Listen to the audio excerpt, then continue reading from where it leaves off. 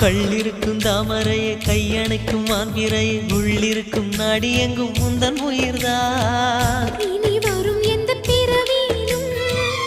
உனை சேர காத்திருப்பேன் விழி மூடும் இமை போல விலகாமல் வாழ்ந்திருப்பேன்